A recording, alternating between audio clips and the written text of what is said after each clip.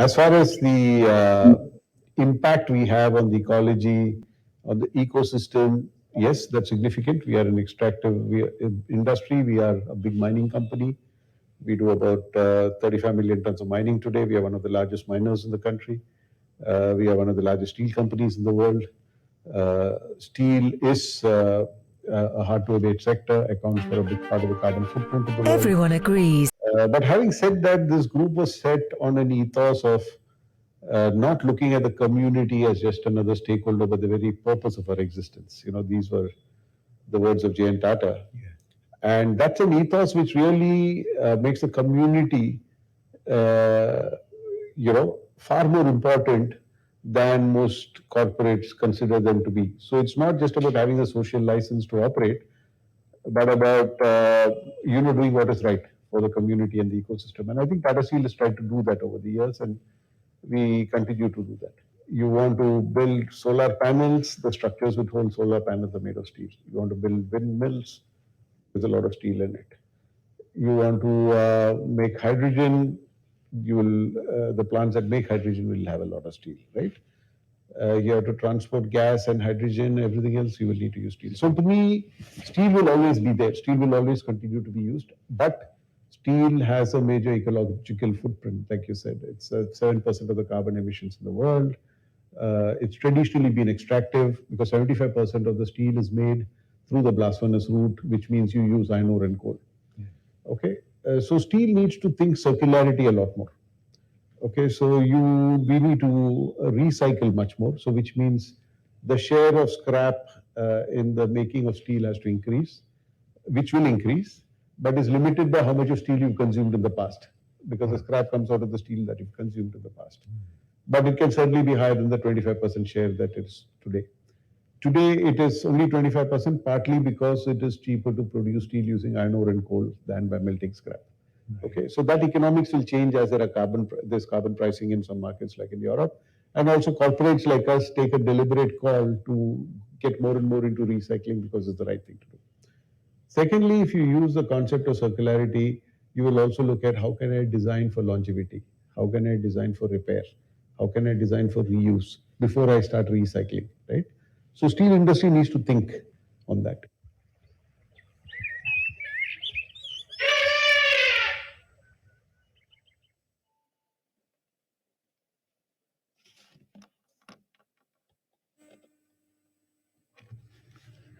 Thank you very much, Mr. T.V. Narendran, the Managing Director of Tata Steel, and Mr. Ranjit Barthakur, the founder of Balipar Foundation, for their valuable message. And now we'll move on to our next panel discussion, which is, the theme is Ecology is Economy. Let me have a few words about this theme before we invite our esteemed dignitaries. The next 10 years are imperative to place ecology front and center on global and national agendas to combat growing threats to the world's food, water, and survival systems and its rural communities. Building on the campaign to recognize ecology in the economy, initiated in 2020, the 10th Eastern Himalayan Naturenomics Forum seeks to drive this agenda for transformation in the region. Investing in a transition to ecology in the economy is no longer optional. It is a necessity. So with these few words, I would like to humbly request our dignitaries for today's panel discussion to come on stage and take their seats. First of all, we have Mr. Anis A. Khan, the Vice Chairman, ASPEAN Capital Solutions, LLC, New York, who is the chair of this session. A round of applause for Mr. Anis A. Khan.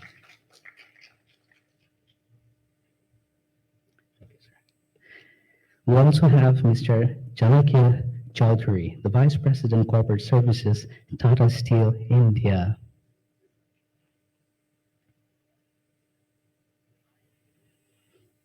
A round of applause for Mr. Chanakya Chaudhury, sir.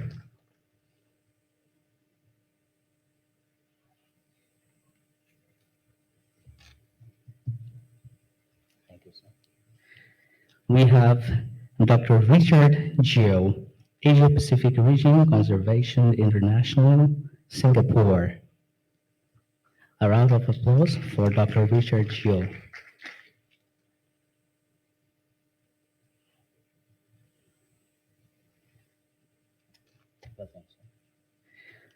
We're delighted to have Professor Mizan R. Khan, the Deputy Director, ICCCAD, Bangladesh. Sir.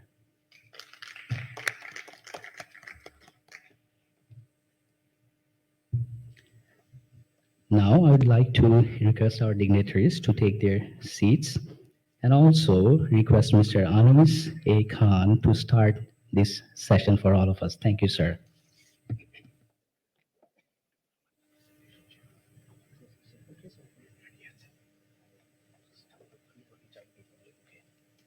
All right. First of all, I would like to request the tech guys to have a look at Anis sir's presentation slides. Can you open them up?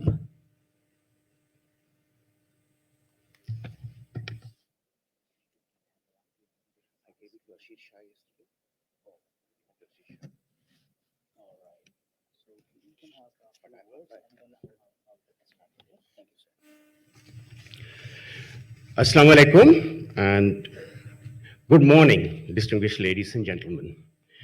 Before I proceed further, as is my duty and passion to recognize the valiant freedom fighters who laid down their lives for the liberation of this nation, because this is December 12th, 16th, we celebrate our Liberation Day, from liberation from colonial yoke. And we were teenagers, so we knew what happened and looked and saw. I also wish to recall the contributions made by the freedom fighters who are still living and did so much for this nation. And 50 years later, we are now sitting in this beautiful university campus in this great hall. And also I am fortunate to be part of the system here as an adjunct faculty teaching banking and finance. I had assembled a presentation, very small, short presentation, very basic presentation, which should not take more than 5 minutes, which should set the tone. But unfortunately, I had sent it last night. If you don't have it, I have a pen drive in my little bag I've got here. And I can, you got it? You didn't get it. I mailed it last night.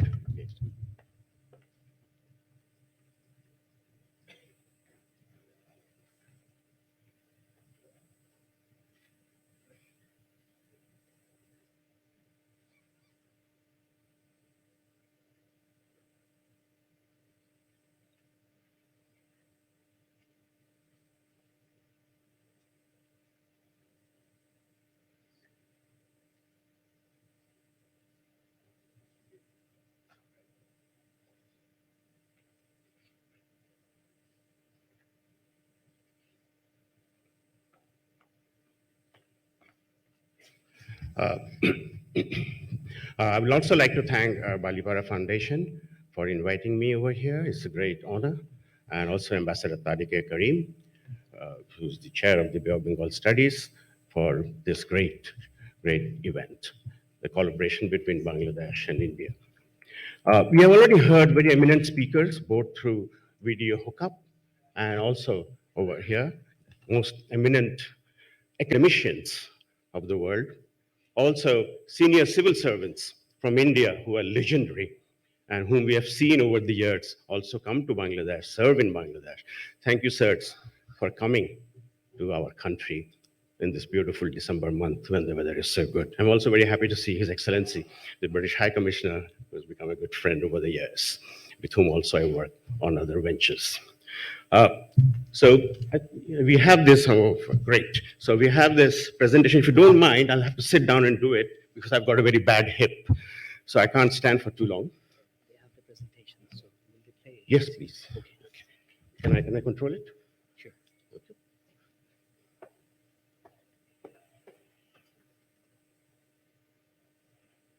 So we all know why we are here. Hello, yeah.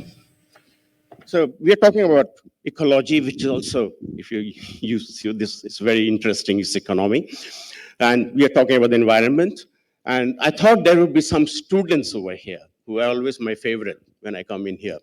and I see them all the time. They come and see me for various advice and all that. So I will not go into all that because you're all very senior, learned personalities here.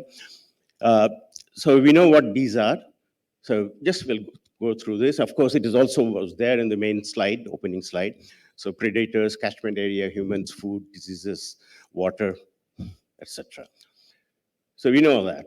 So ecological economics is about taking ecology into the economy. This is what we are here for. Sustainable human well-being. And it's got all those ingredients, all those words, ecological economics that are there. Also, how the economy interacts with society and the environment. There are three parts to this circle. And so you get the ecology. And this is more detailed.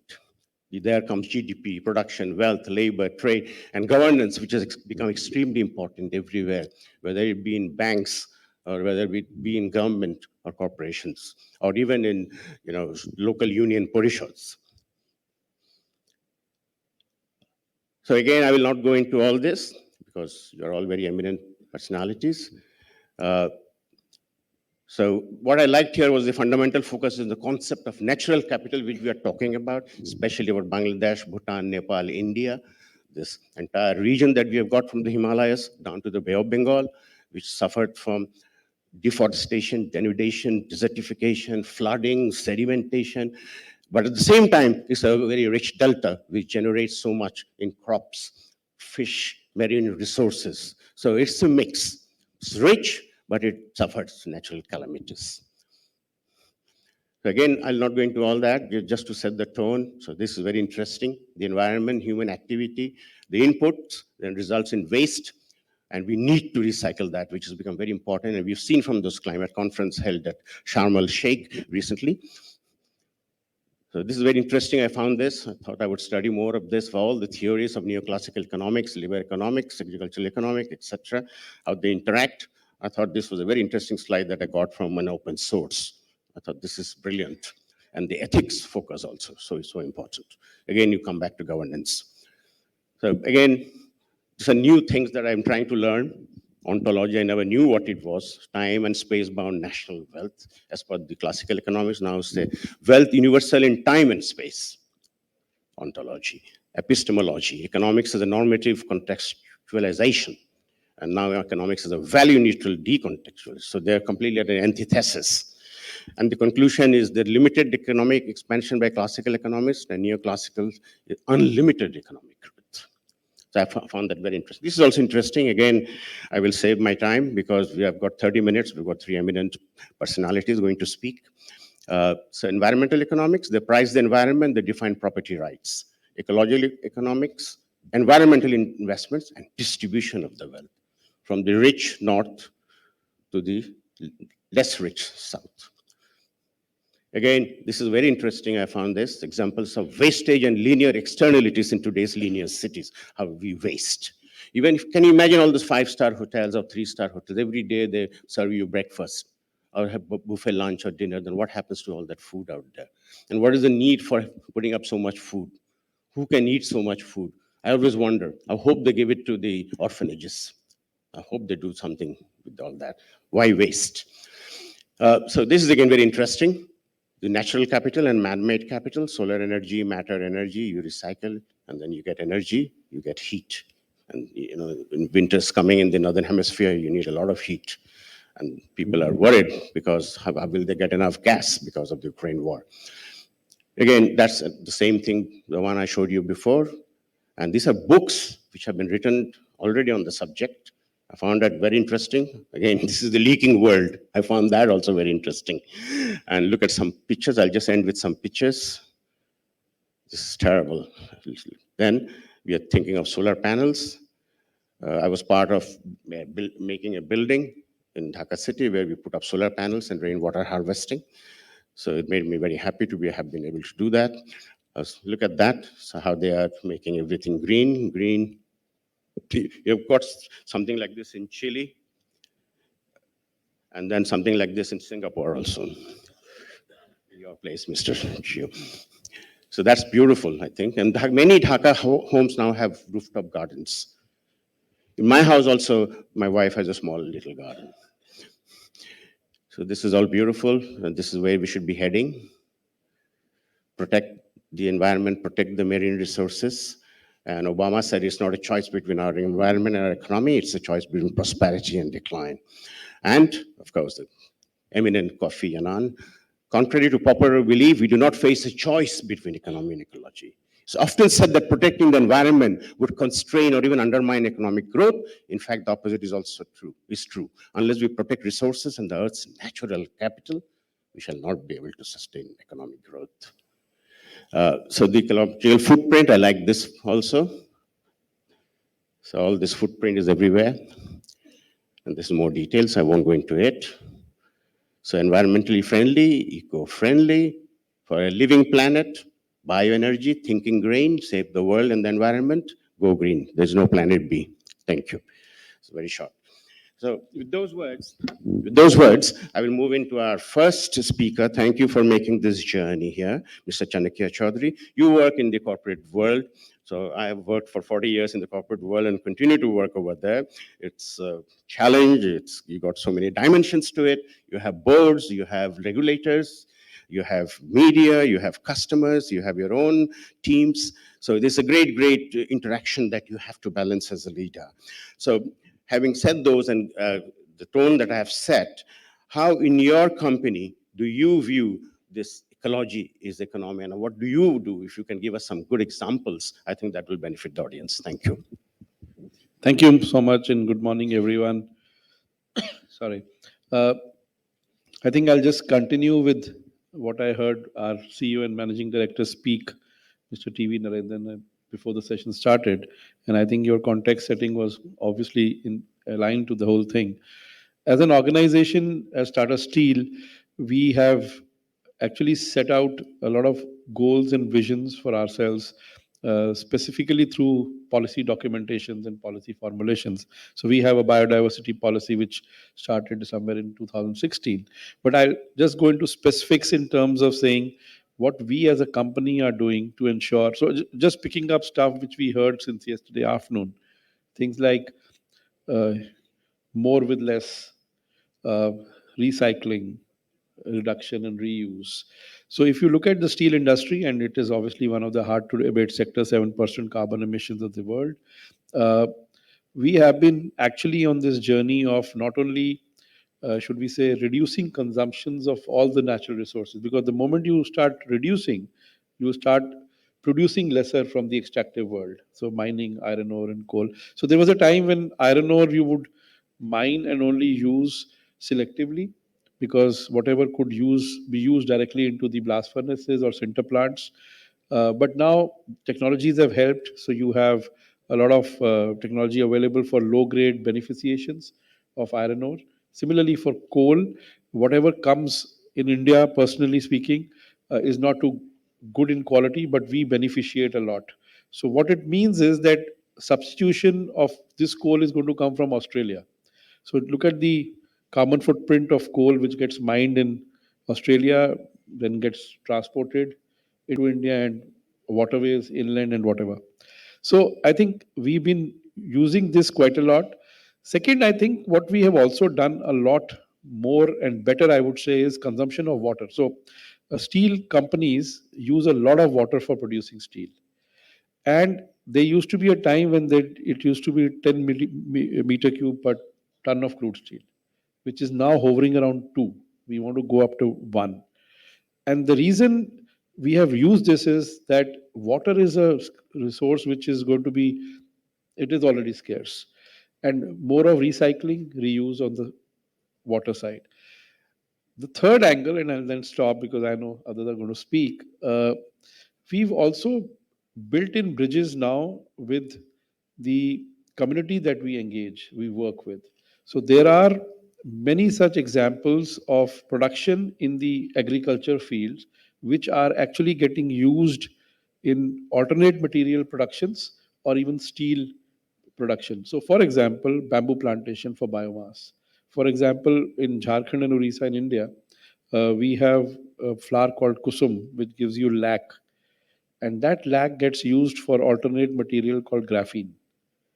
Now, what happens in this is that you are connecting uh, the grassroots production to the facility, which will actually get used for alternate materials. May not be helping steel, but will give alternate material. So it's a chain which works.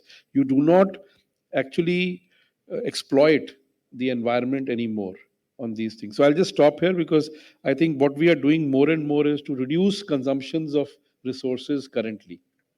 Yeah.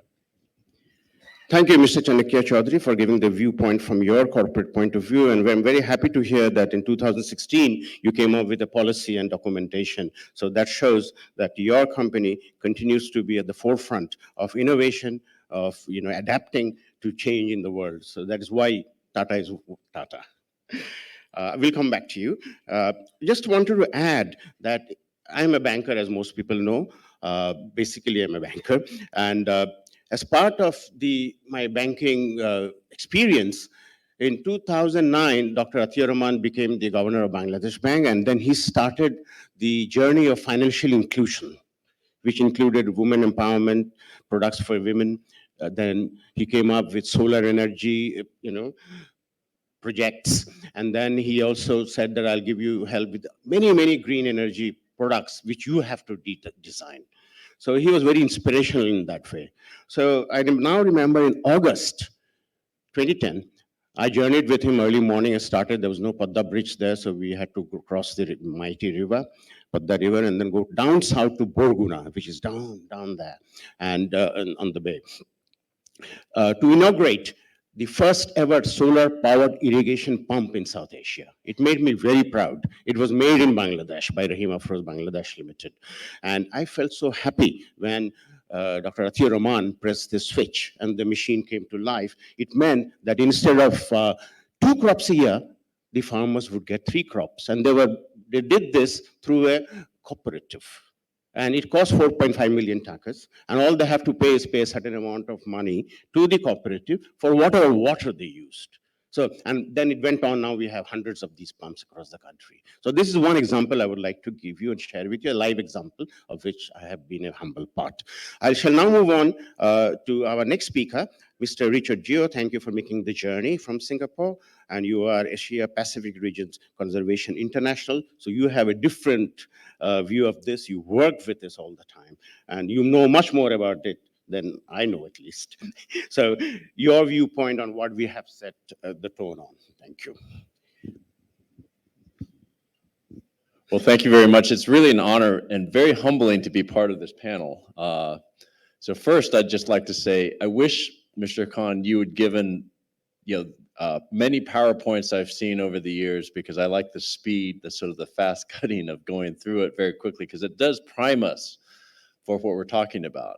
We don't need to have these big lectures, but we do need to sort of think about these things in the same way. So I do appreciate that. And I'd also really like to just thank the organizers here, especially Balipara Foundation.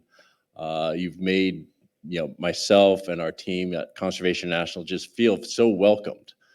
This is wonderfully organized gathering of like-minded individuals. I've already learned a few things here in a few days of conversations and being in this in this convening. And the first thing is that Balipara and this group are really on the forefront of something very important, and that's this idea of linking protection. It's like, at Conservation International, environmental NGOs, we've talked about protecting nature for many years. And in fact, I've spent my entire adult life working on trying to protect special places that I personally love, special places that science say are important for biodiversity, for ecosystem services. But it's always been sort of a kind of a side thing for the world, because the world economy is going, development is happening. And the protecting nature has been, until recently, really almost on the fringe of that. But now it's very central. There's this idea that it's commonly understood that nature is the foundation of our economy and our planet. But somehow that's not quite linked yet to the production systems that drive economics. This idea of linking protection and production systematically. Professor Dasgupta put this very eloquently, in terms of economics. This idea of provisioning goods are dependent on the natural capital that nature is providing.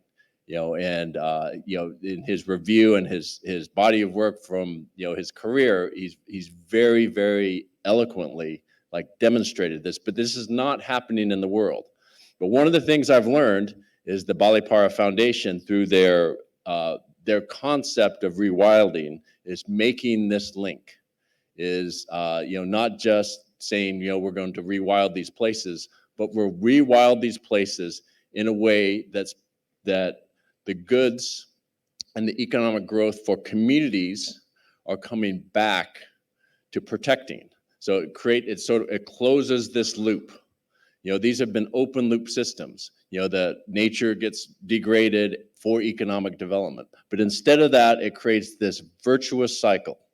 Where communities benefit, where they create livelihoods and jobs, but some of that economic growth, some of that value is created locally and comes back and builds wealth, it builds livelihoods, it builds economies. And these are not just one-off projects, these are scalable projects.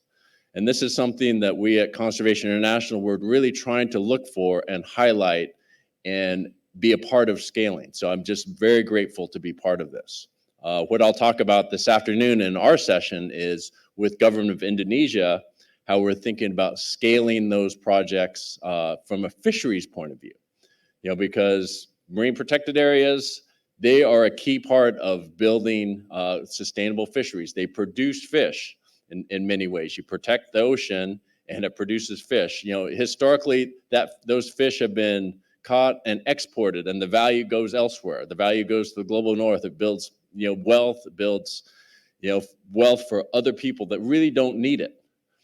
So can we create systems to close the loop locally so that the fish created and the value stays on shore, stays with the communities that need it most, and those communities can then build wealth. To do that takes real effort. It takes effort around science to protect the right areas. For Balipara rewilding, it's more about replanting forests and regrowing these forests, starting with trees in the right areas, so that it creates these value systems and these virtuous cycles from where it was just degradation before. So that's been a huge learning for me, is this link between protection and production is just critical. And that's really why I'm sitting here. That was very much to the point, succinct, and I really liked your point about Indonesia, about this sustainable fishing, and as I had shown you the tortoise. So it was very nice what you have said over here. What I would like to further add here, that when we had COVID and we were all under lockdown, at least in the first year, we could see a renewal happen in the whole world. The air pollution dropped because there was less of traffic and smoke being emitted out of all the vehicles that are on the streets of the world, and the birds came back, the trees grew, and all around the area that I live on, there were hundreds and thousands of birds are always chirping throughout the day. Even they have not gone away. Another thing that I would like to point out here now, that what we are living through in this Dhaka city, I know people in Delhi suffer quite a lot from smog and pollution, and sometimes have to close down schools and so on. But in Dhaka, also the air quality is very bad, as you all know. But one thing that is now added to it is the traffic jam. So not so bad. Okay, there were traffic jams. Now the sound pollution from everybody honking continuously for no reason. And around my house, which was a very quiet area, now from 9 till about 9 in the morning till the evening, there's always a jam, and there's always people honking for no reason. So you cannot work, you cannot do an online class or do an online seminar, nothing, because the sound is coming on from everywhere around your house. And all over. So I think there should be a movement on reducing noise pollution. At least that we can do. If you cannot reduce, air pollution, this is achievable. That's one of my thoughts. I'll now move on to Bangladesh. So we have Professor Mizan Khan, who is the Deputy Director of International Center for Climate Change and Development. So having heard these two eminent gentlemen and the little points that I showed there, what is it that your organization does? If you could kindly enlighten us. Thank you. If you allow me, Professor, I enjoy standing while I talk. Thank you. I will refer to. Thank you very much for inviting me, Balipara Foundation. I will refer to some of the thoughts that already have been raised. Ecological economics, you have shown. I myself had been a MacArthur Foundation Fellow in ecological economics back in 1994-95 at the School of Public Policy, University of Maryland, College Park. So those are the ideas very close to me. I will refer to the two teachings from Adam Smith. You have mentioned about classical economics, further modern economics, which had a normative content.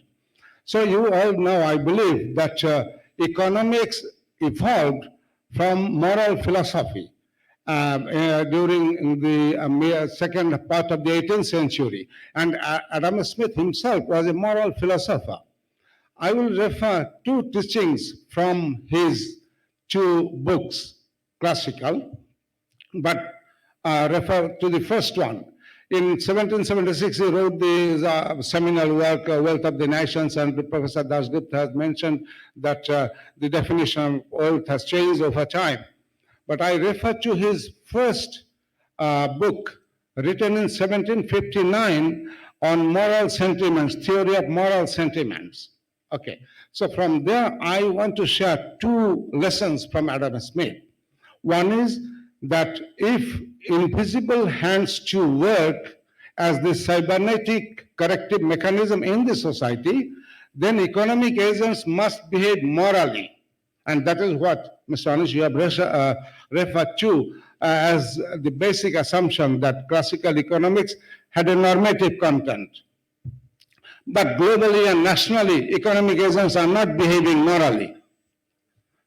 If that would have been the case, then we could have long had the solution of climate change. I myself am a climate finance negotiator for the last 21 years with the Bangladesh delegation. So I'm not optimistic at all of having international support that much.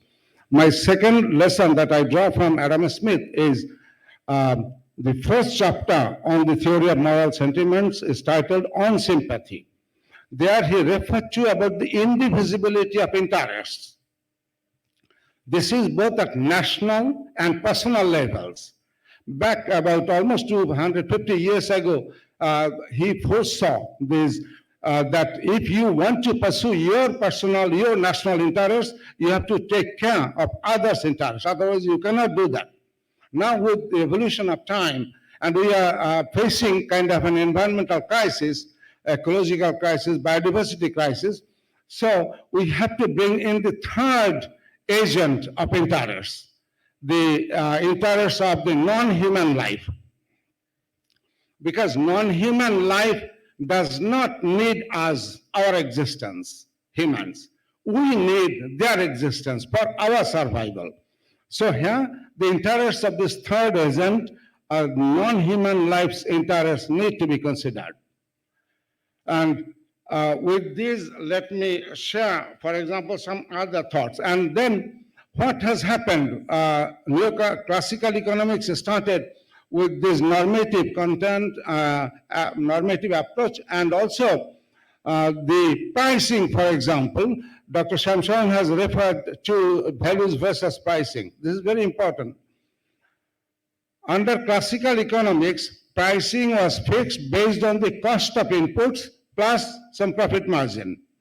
But then neoclassical economics got totally divorced of it, and then pricing, they started defining based on the subjective utility, subjective preference, not having any relationship with the cost of input or which originated from nature. So we started having kind of a deconstruction of the relationship between nature and economy. Now we need to reconstruct what has been deconstructed for the last 150 years. And I'm absolutely sure, Professor Parth Dasgupta, on the economic rationality, if we argue for arguing for the biodiversity economy and bringing it to the market, we will not solve the problem because ethical, moral values, because climate change is not, we are not having any solution. There is a huge disconnect between climate science and climate policy. So what we need is to have more moral and ethics-based education. If we only harp on economic rationality, we will not reach the solution because we have a huge expertise now, for example, for the last 150 years, or even after climate change, we have growing kind of quality of skills and knowledge. But knowledge and the skills don't match with our human behavior. That is why my argument is that if we want to bridge this huge disconnect between climate science, biodiversity science, and society and economics, then we need to have more moral and ethical education at the tertiary level, at all levels, and also at the private sector, at the company level. Thank you very much.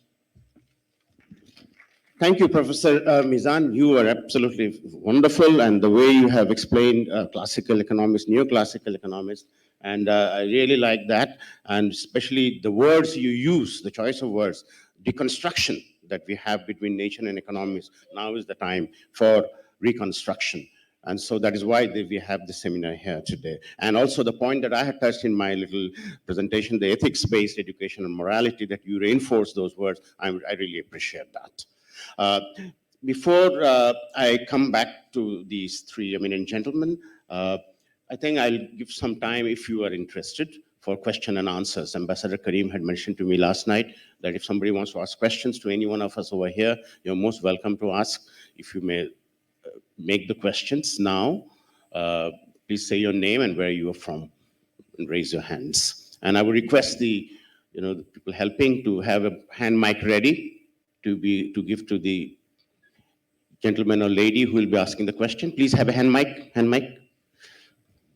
So any questions from anybody, or anybody wants to supplement anything that has been said with their own bright ideas or knowledge or experience?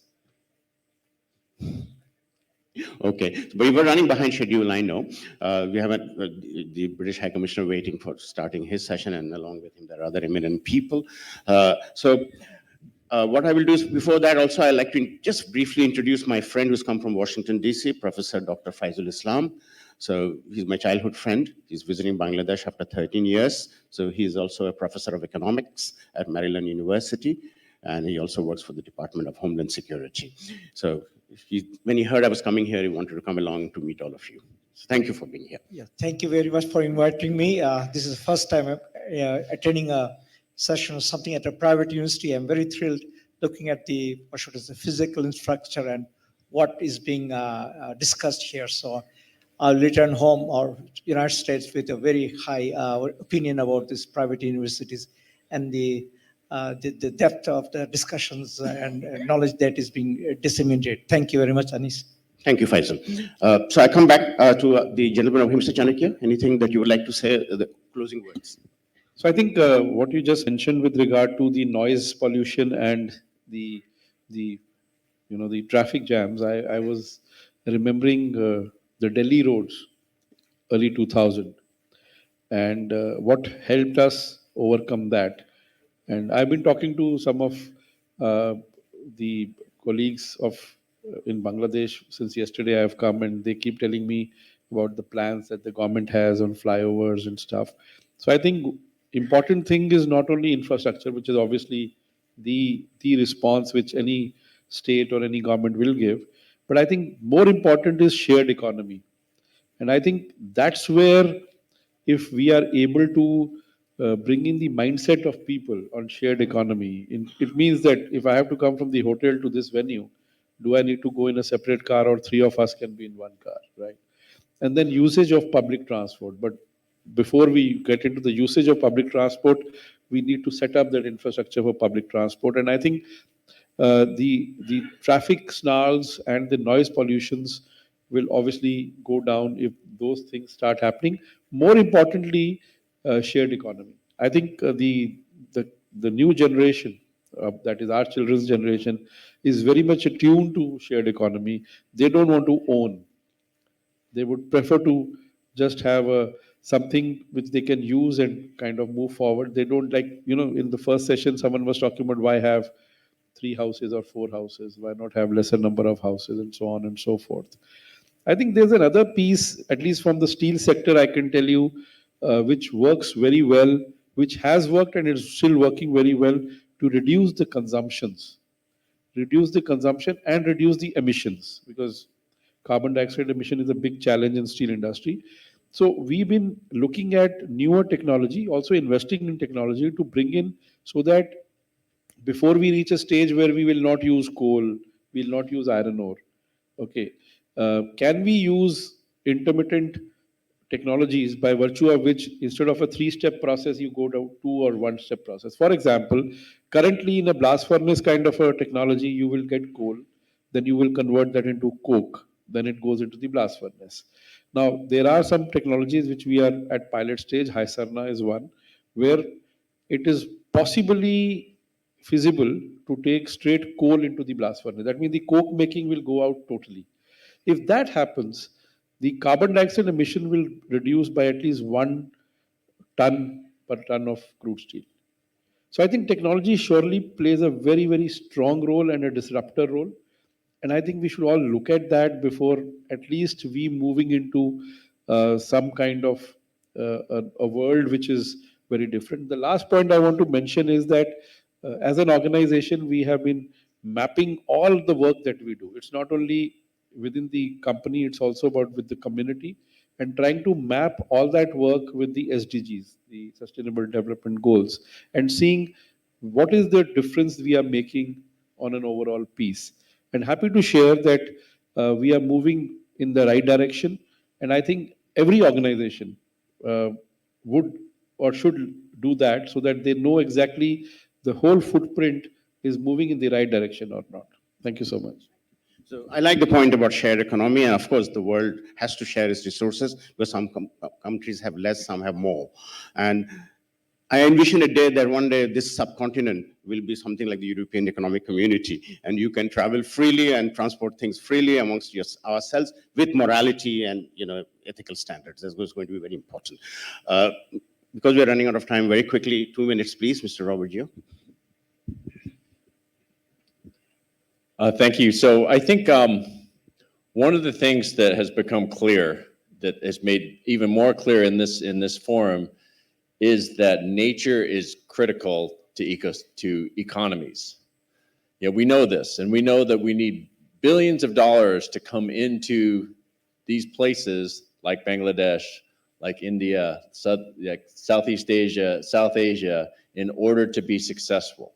Their science has said nature is at least 30% of the solution to climate change, but only receives something like 2 or 3% of the financing.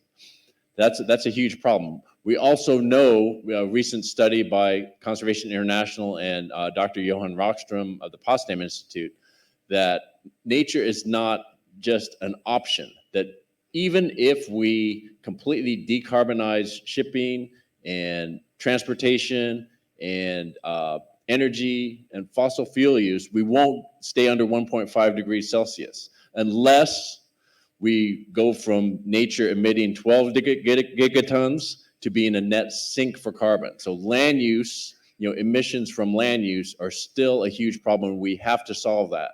And we need billions of dollars to solve that, but it's not happening. So one of the things we need to do is de-risk and figure out how to change the thinking about risk and investment in nature, especially in these communities. And that's something that we can all pull together and think about, that we need bankers to help us do this, because the whole way we think about risk is just wrong.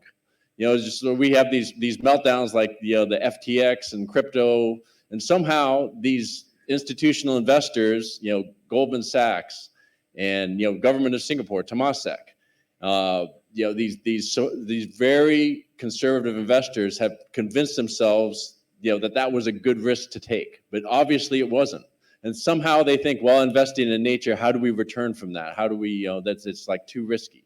We need to really change the thinking about risk and de-risk the ability to bring real capital markets to bear on these solutions. And that's something that I'm very excited about being a part of that conversation. Thank you, Mr. Richard Gio. Absolutely wonderful suggestions. I hope that these are being recorded. And again, because there's no time, otherwise I would really like you to elaborate more and we could have another discussion. We don't have the time for it, but wonderful points you made. Professor Mizan, closing remarks, please. Thank you. As for the last 2 decades, my main cup of tea is about climate change, economics, and politics. You have referred about the reduction of consumption. How can we reduce consumption if we don't have the value-based education? I define climate change for the industrial richer citizens as lifestyle threatening, and for the poor citizens, life-threatening. So if the lifestyles are a little compromised through reducing material-intensive consumption and increasing aesthetics-based consumption, then we can have easy solution to climate change. But that is not happening because our young generation, older generation, we didn't have very good value-based education because of American model. I was a student of in America, also in Moscow. I didn't like either of the systems, you know. So we need to change the, not the, increase the volume of education, but we need to change the content of education, what the students are being taught.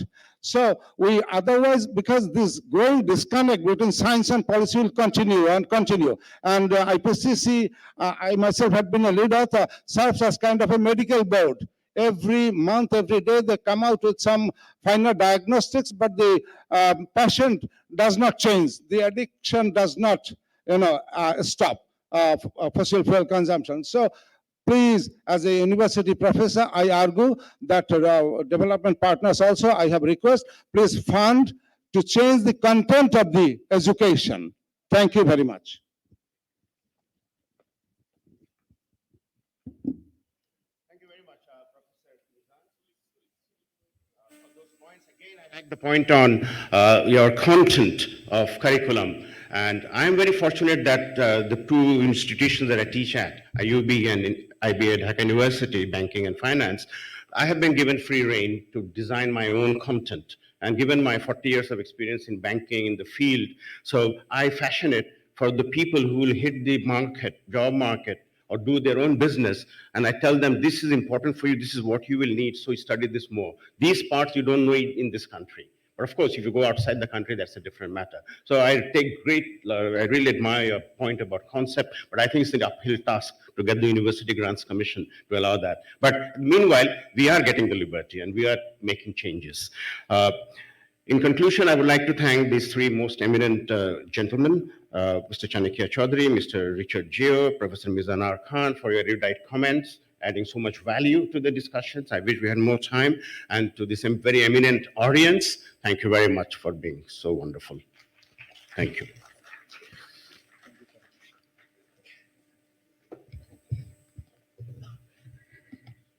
Thank you very much, Mr. Anis A. Khan, Mr. Chanakya Chaudhury, Dr. Richard Gio, and Professor Mizan R. Khan to spend some quality time and share your knowledge and valuable experiences with all of us. And now I'd like to invite our esteemed dignitaries, honorable guests, and respected faculty members to a refreshment break outside of the auditorium. We're going to have a 10-minute break and we'll be here within 10 minutes for the next panel discussion. Thank you.